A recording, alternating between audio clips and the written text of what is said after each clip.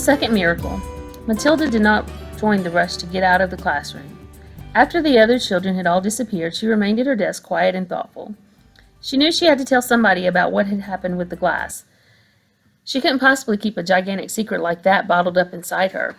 What she needed was just one person, one wise and sympathetic grown-up who could help her to understand the meaning of this extraordinary happening. Neither her mother nor her father would be of any use at all. If they believed her story, and it was doubtful they would, they almost certainly would fail to realize what an astounding event it was that had taken place in the classroom that afternoon. On the spur of the moment, Matilda decided that the one person she would like to confide in was Miss Honey. Matilda and Miss Honey were now the only two left in the classroom. Miss Honey had seated herself at her table and was rifling through some papers. She looked up and said, "Well, Matilda, aren't you going outside with the others?" Matilda said, "Please, may I talk to you for a moment?" "Of course you may. What's troubling you?" "Something very peculiar has happened to me, Miss Honey." Miss Honey became instantly alert. Ever since the two disastrous meetings she had had recently about Matilda, the first with the headmistress and the second with the dreadful Mr. and Mrs. Wormwood, Miss Honey had been thinking a great deal about this child and wondering how she could help her.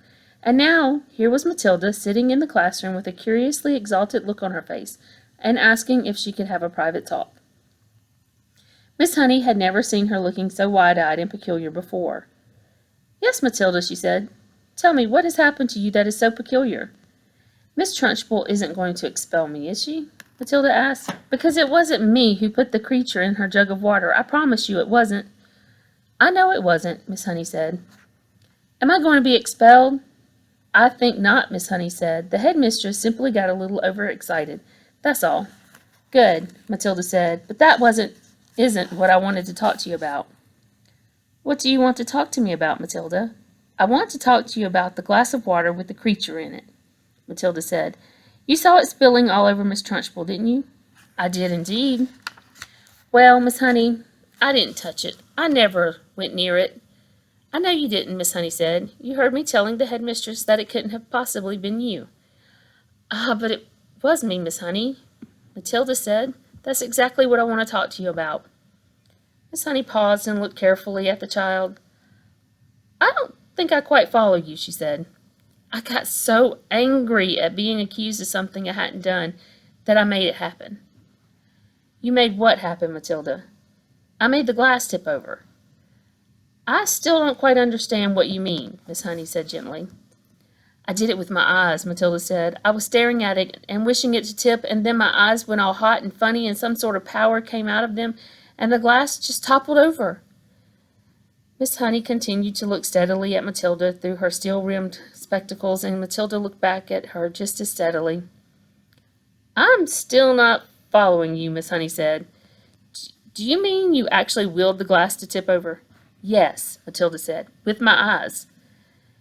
Miss Honey was silent for a moment. She did not think Matilda was meaning to tell a lie. It was more likely that she was simply allowing her vivid imagination to run away with her.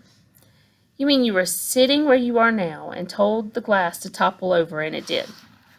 "Something like that, Miss Honey, yes." "If you did that, then it is just about the greatest miracle a person has ever performed since the time of Jesus." "I did it, Miss Honey."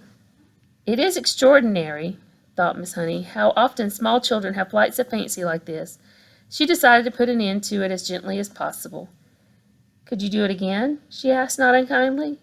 "I don't know," Matilda said, "but I think I might be able to." Miss Honey moved the now empty glass to the middle of the table. "Should I put water in it?" she asked, smiling a little. "I don't think it matters," Matilda said. "Very well, then. Go ahead and tip it over." "It may take some time." "Take all the time you want," Miss Honey said. "I'm in no hurry." Matilda, sitting in the second row about 10 feet away from Miss Honey, put her elbows on the desk and cupped her face in her hands, and this time she gave the order right at the beginning. "Tip, glass, tip," she ordered. But her lips didn't move, and she made no sound. She simply shouted the words inside her head.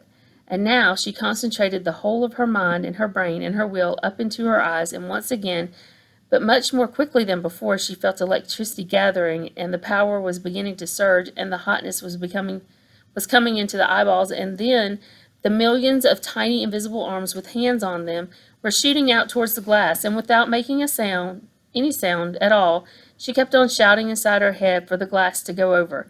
She saw it wobble, then it tilted, and then it toppled right over and fell with a tinkle on the top of the table. The tabletop, not 12 inches from Miss Honey's folded arms. Miss Honey's mouth dropped open, and her eyes stretched so wide you could see the whites all around. She didn't say a word. She couldn't. The shock of seeing a miracle performed had struck her dumb.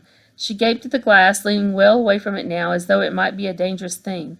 Then slowly she lifted head and looked at Matilda. She saw the child white in the face and as white as paper, trembling all over, with the eyes glazed, staring straight ahead and seeing nothing. The whole face was transfigured, the eyes round and bright, and she was sitting there speechless, quite beautiful, in a blaze of silence. Miss Honey waited, trembling a little herself, and watching the child as she slowly stirred herself back into consciousness. And then suddenly, click, went her face into a look of almost serene calm. "I'm all right," she said, and smiled. "I'm quite all right, Miss Honey. Don't be alarmed." "You seem so far away," Miss Honey whispered, awestruck. "Oh, I was flying past the stars on silver wings," Matilda said. "It was wonderful." Miss Honey was still gazing at the child in absolute wonderment, as though she were the creation, the beginning of the world, the first morning. "It went much quicker this time," Matilda said quietly. "It's not possible," Miss Honey was gasping. "I don't believe it. I simply don't believe it." She closed her eyes and kept them closed for quite a while, and when she opened them again it seemed as though she had gathered herself together. "Would you like to come back and have tea at my cottage?" she asked. "Oh, I'd love to," Matilda said. "Good. Gather up your things and I'll meet you outside in a couple of minutes. You won't tell anyone about this thing I did, will you, Miss Honey?" "I wouldn't dream of it," Miss Honey said.